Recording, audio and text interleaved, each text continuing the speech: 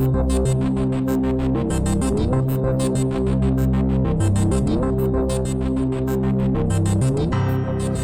and welcome to this fourth episode of Season 5 of the Dark Money Files, in which we shine a light into a murky world.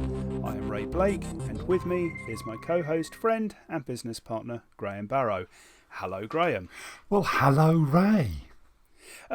So what's been happening, Graham? Oh, not much, Ray. Well, we held our first ever Dark Money conference. Oh, okay, yes, and we'll be coming back to do an episode on that a little later. But apart from that, what's been happening? Well, not much, Ray. Well, there's been a bit of a leak of SARS over in America. Yes, but apart from running our inaugural conference, helping tell the world about the stories within the most significant AML-related leak since the Panama Papers, and fending off contacts from an interesting cross-section of the conspiracy theory community, what has the week held for us? I think that's a bit more Monty Python than I feel we strictly needed, Ray. But you make a good point. It's time, isn't it, to start talking rather more seriously about this huge piece of news. You are right. And it's not very often that we, as a firm, find ourselves as part of the news as much as reporting on it. Exactly. So we'd better quickly reprise exactly how we got involved, Graham. We should. So, over the past couple of years, we've started working with some pretty clever data scientists, notably with Caspian up in Newcastle and Ripjar, who are based in Cheltenham, as they seek to develop anti-financial crime technology, and they called on us to help with technical input. Yes, and that led us to continue to develop some pretty in-depth research on specific elements of money laundering. It did. Some of our listeners might already know that the Dark Money Files was born out of our interest in UK companies and their role in money laundering schemes, which we managed to find time to write about and which attracted, somewhat to our surprise at the time, some fairly intensive media scrutiny. Yeah, but not in a bad way, I hasten to add.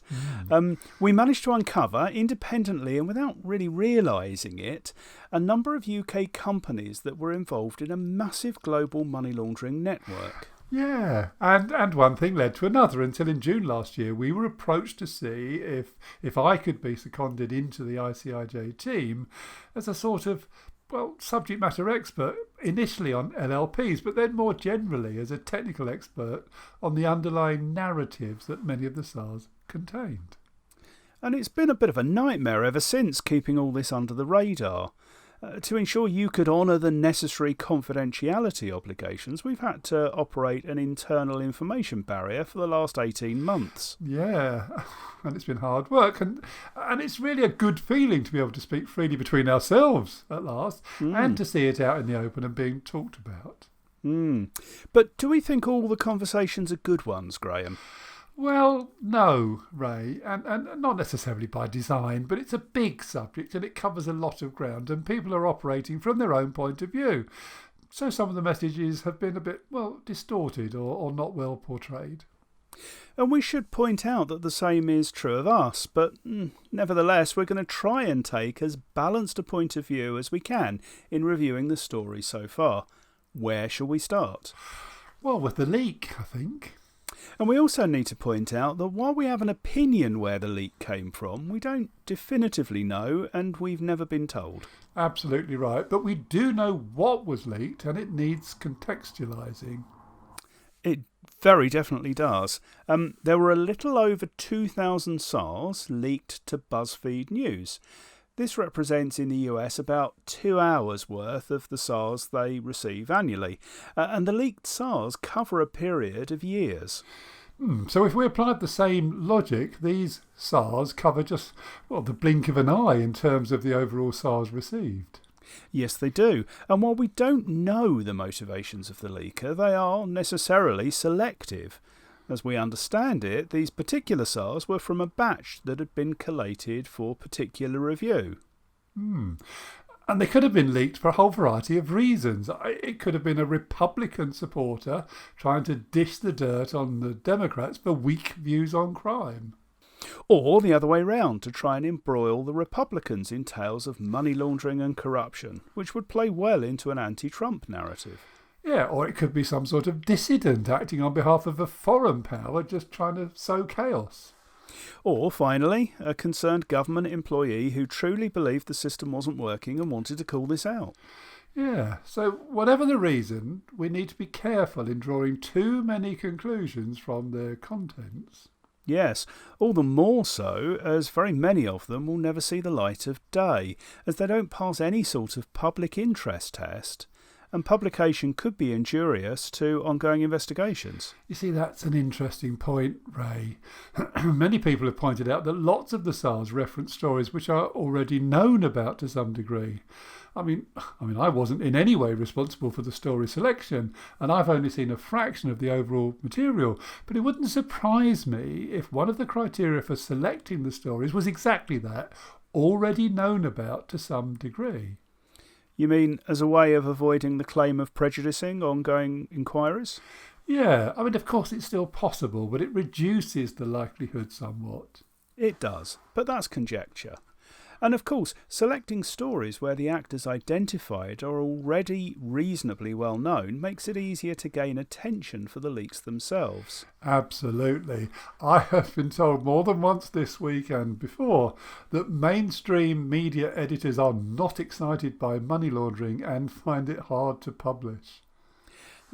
Just shows how different our world is to most people's. It surely does. Public interest is, of course, the driver, but does that justify the illegality of the leak?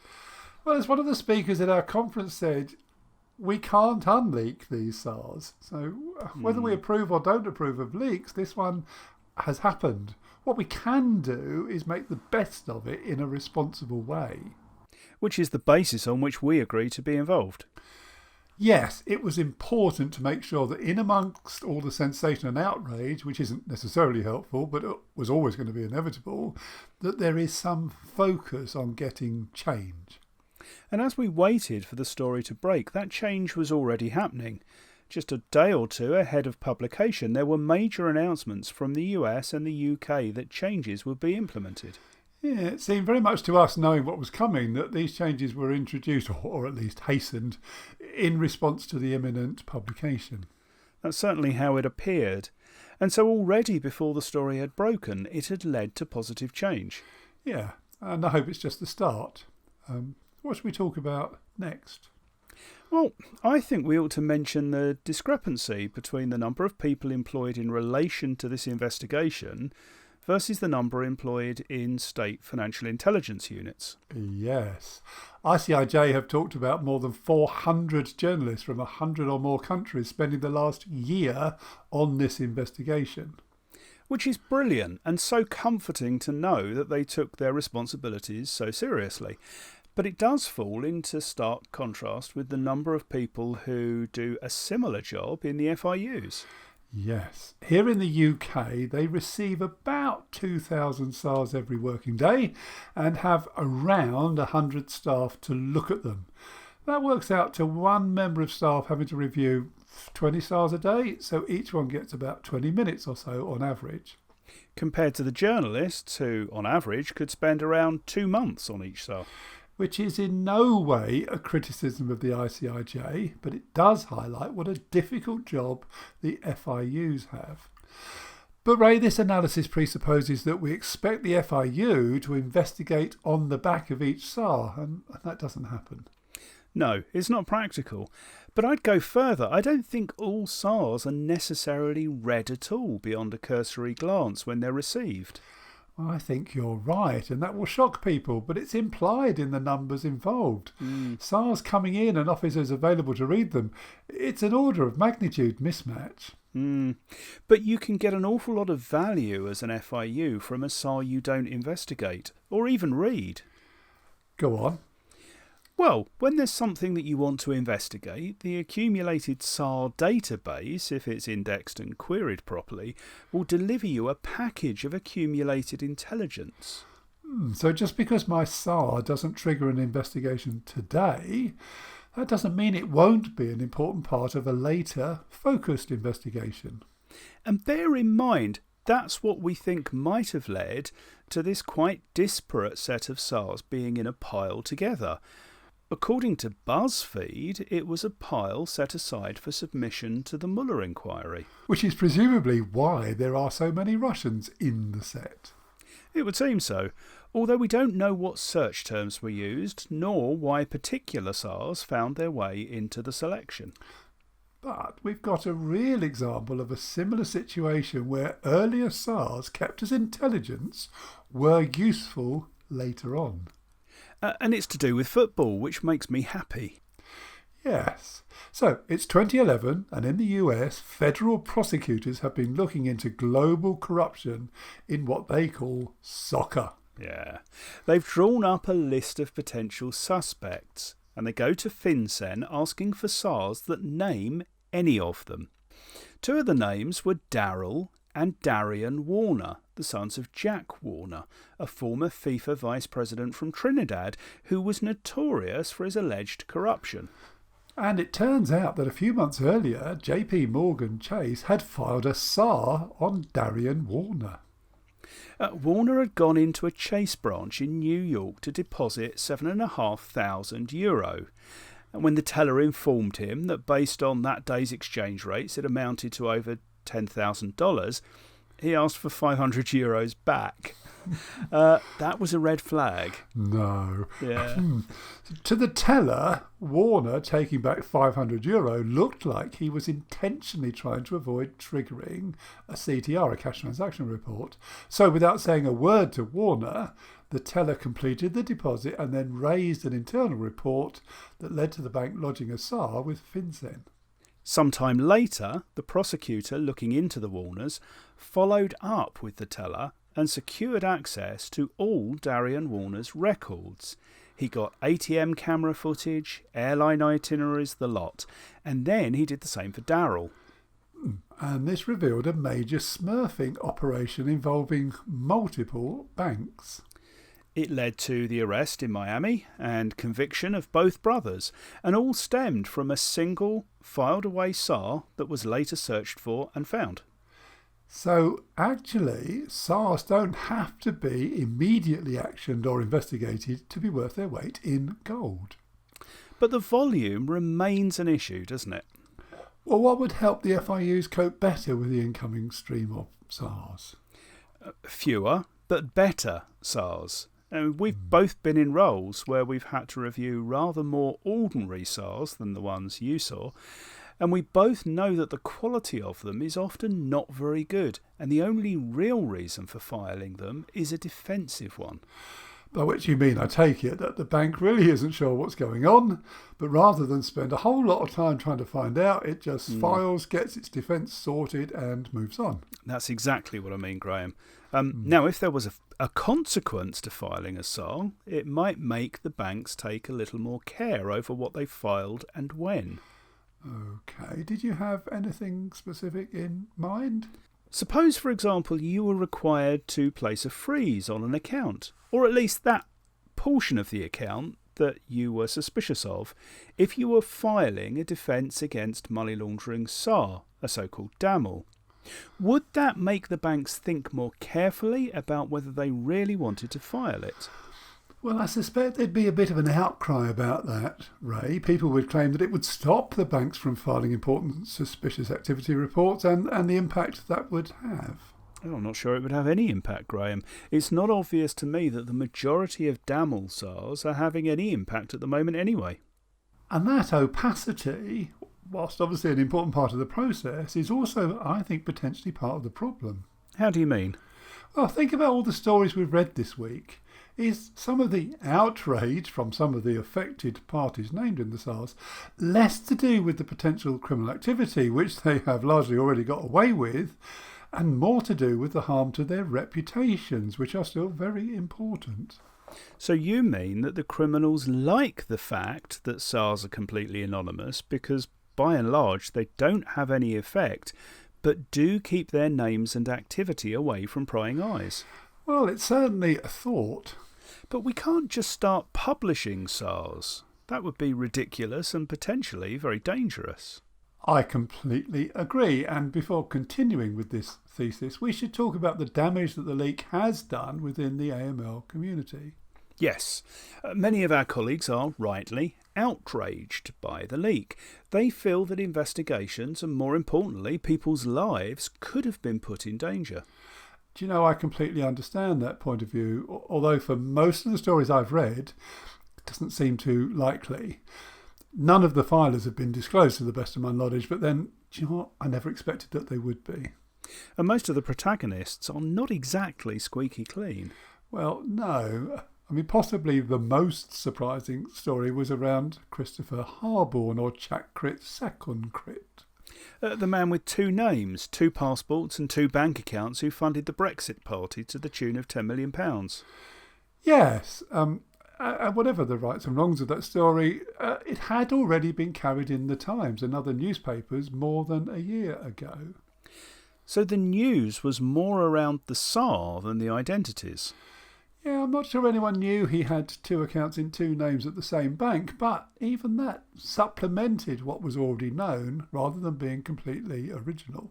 Now, as part of our FinCEN Files coverage, we're going to revisit a subject that has been one of the more popular ones we've covered this year. Yes, our introduction to correspondent banking seemed to go down very well. Listeners unfamiliar with correspondent banking may want to go and seek out that episode before continuing. But for the impatient people, or those who just need a quick reminder, let's just speedily go over the key concepts, shall we? Let's do that. So, say I'm running a bank in Riga, although I'm not picking that city with any point in mind. I've got customers who are conducting transactions just in Latvia, of course, or internationally across the EU, and that business is all in euros, which is what my bank is pretty much there for, so that's easy. But some of your customers are transacting beyond the EU, and they want to do that in pounds or dollars or yen, right? Right, and that's where I need to have correspondent relationships. Now, I can help you. My bank is in the US. So if you as a bank have your own account in dollars with my bank, we can use that to process your customers' transactions in dollars. But not on an individual basis. No, because that would be inefficient. If we add up and net off all your dollar transactions for one day, we can just pass the net figure as a debit or credit on your account. You can divide that up across the individual transactions at your end, while we send and receive dollars to and from other American banks to finalise the transactions for you. So a correspondent banking account is a bank account for banks, effectively. The bank giving facilities, in this case in New York, is the correspondent bank, and the bank using those facilities from Riga, in this example, is the respondent bank. That's it in a nutshell, Graham. Now, that's all well and good, but we should probably just touch on the mechanics of how it all works on a day-to-day basis too. How does the correspondent bank know what the individual underlying payments are? They need to know that so they can send money to the right places. Yes, now that's controlled through the SWIFT messaging system. Every individual payment has its own SWIFT message which clearly identifies the payer and the recipient, including addresses, and a narrative to describe the payment. And that allows all the banking parties to undertake their own screening of the payment to satisfy themselves that this payment wouldn't breach any sanctions rules. Yeah, that's pretty important. Now, at the bank in Riga, I will have my own sanctions screening as well, so can't the New York Correspondent Bank rely on that? Not really, Graham. The New York bank is moving the money and will be in just as much trouble for breaching sanctions as the Riga bank would be. Plus, there are different sanctions that apply in the US than in Latvia, so a clean result according to Latvian screening won't necessarily mean there aren't US sanctions problems. OK, but at the US Correspondent Bank, you don't have any KYC information on my clients in Latvia, do you? No, I don't. But I have all the information I need to prevent sanctions breaches in the completed SWIFT messages. Remember, I have the full names and addresses of the parties to the payment. From that, I can screen against lists of sanctioned individuals, entities and countries. As far as individuals are concerned, it should also trigger on known associates and family of sanctioned individuals too. And what about sectoral sanctions? Well, that's where the description of the payment comes in. It should show the purpose of that payment, so if it's for, say, computer equipment, my screening system should pick that up along with the country involved, and then flag a potential breach if there are applicable sectoral sanctions involving computer equipment in that country. And provided that the banks are strict on the SWIFT fields all being completed and accurate for every transfer, that should be a pretty tight system. And they are.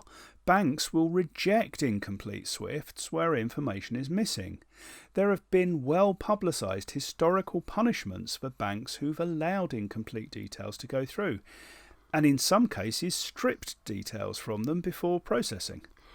So it shouldn't be common for such details to be stripped, but does it still happen? Well, I can't say for sure that it doesn't, but I'd say it's much rarer than it used to be, Graham. So generally then, the correspondent banks are pretty well positioned to address sanctions risks in their respondent accounts. Yes, I'd say so, Graham. But that's not the case in the transaction monitoring world, is it? No, it really isn't. And that's because, although you can screen for sanctions without holding any KYC information, you can't do your transaction monitoring effectively without it. Absolutely. Remember, transaction monitoring is not done pre-transaction, but post-transaction. It's too complex to do in real time, and that's acknowledged. And it also looks at series and patterns of transactions over time, rather than individual payments. Right. So, for these reasons, it's a detective rather than preventive measure. So at the bank in Riga, I would typically have some automated transaction monitoring, but also manual transaction monitoring, even if that's only at KYC review time, where the relationship manager looks at the overall account activity over a period. Yes, but even the system's alerts would need human review in many cases, because some transactions can only be properly understood in the context of what we know about the client, their business, their history, and so on. And all of that's possible for the respondent bank. They should have all that information and the insights of relationship managers who know the clients and their businesses. How can you do that at the correspondent bank in New York, though? Well, that's the challenge, Graham. Some things we can do quite easily. So we should be able to spot simple cases of smurfing, for instance, through the respondent accounts. So when a customer breaks a big transaction down into a series of little ones. Exactly that. But beyond that, they're going to be in the dark, largely. They can't go to a customer file and consider the transaction in the light of other transactions the customer typically makes, or facts about the customer's business that might confirm or allay a suspicion. Unless they have seen previous transactions from that client which came through the correspondent account, but that will probably still be an incomplete record and no substitute for a full KYC record. That's right. But the correspondent bank can't just not take an interest here, and we've got dramatic examples of that in the leaks. OK, back to the leaks in a minute, but first, what do they do about transaction monitoring? Well, the first thing is that they require the respondent bank to have appropriate policies, processes and systems for their own transaction monitoring that the correspondent bank can rely on. And we've seen, even before these new revelations, that the correspondent banks take a keen interest in how well their respondent banks do this. Yes, indeed. There was a good illustration in the report of the DFS New York on Deutsche Bank and its correspondent banking services to Danske Estonia and FBME, the Federal Bank of the Middle East. I recall that Deutsche had regular meetings with their compliance teams. There were inspections and even provision of training on site for local respondent bank staff by the Deutsche team.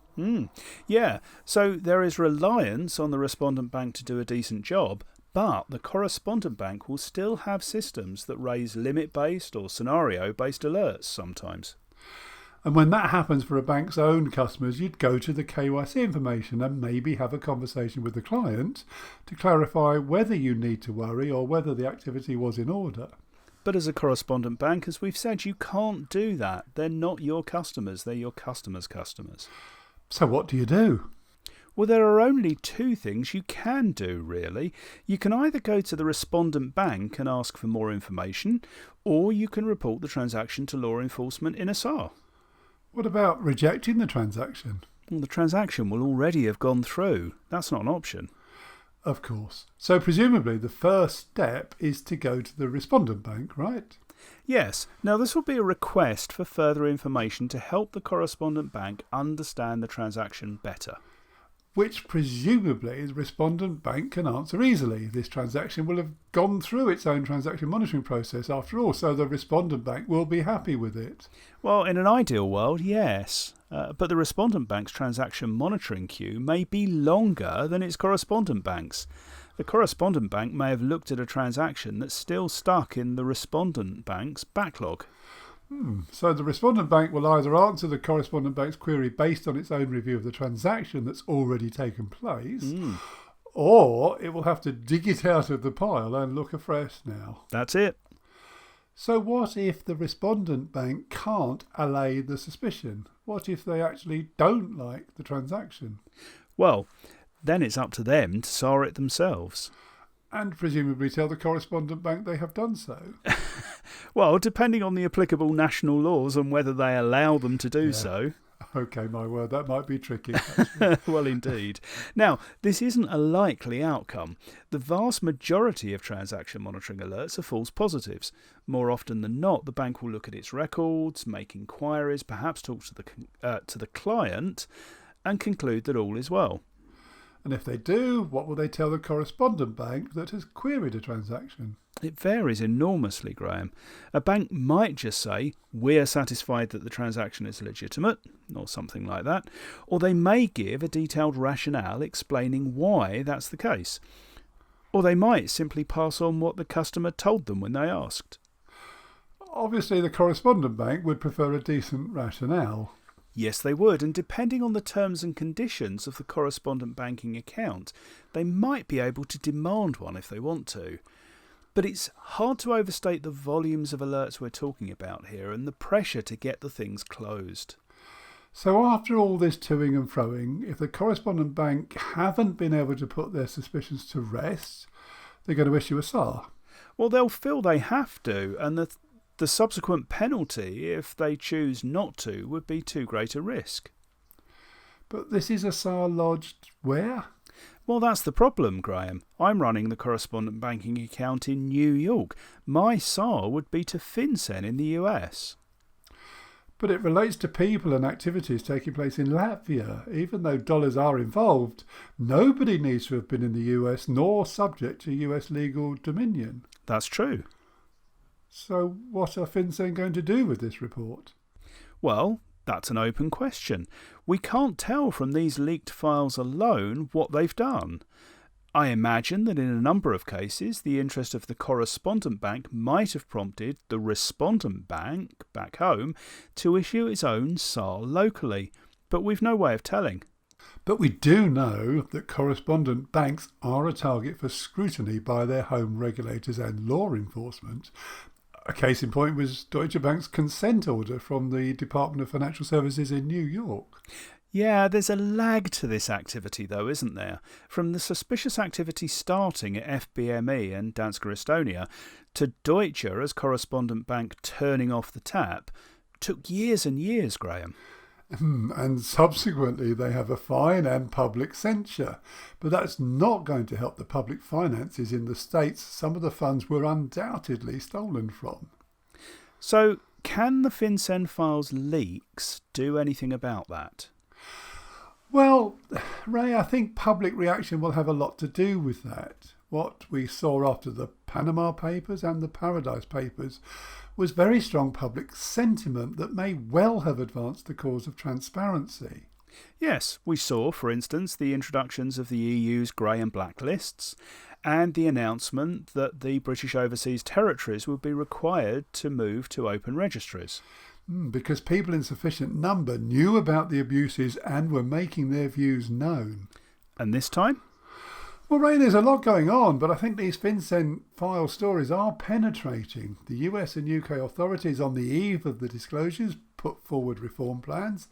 And I can't help but feel that these were expedited in response to the leaks, and I'm not alone in that belief. In the UK, the chair of the Parliamentary Treasury Select Committee has written to the FCA, HM Revenue and Customs, and responsible ministers with questions to clarify the government's position. He's on record as saying this: the government recently published its response to the consultation on corporate transparency and register reform. That consultation ended in August 2019. Why does it appear to have taken the release of the FinCEN papers to stimulate further reform? Yeah. And the labelling of the UK by FinCEN as a, quote, higher risk jurisdiction, end quote, seems particularly to have stung. And I think that's a good thing. So do I. Now, look, I think this will be our longest ever episode already, Graham, so maybe we should end here. Good plan. What's next for us? Well, we've just finished hosting the Dark Money Conference, so maybe a considered review of that? Sounds good. Let's do that next. I'm looking forward to looking back on it.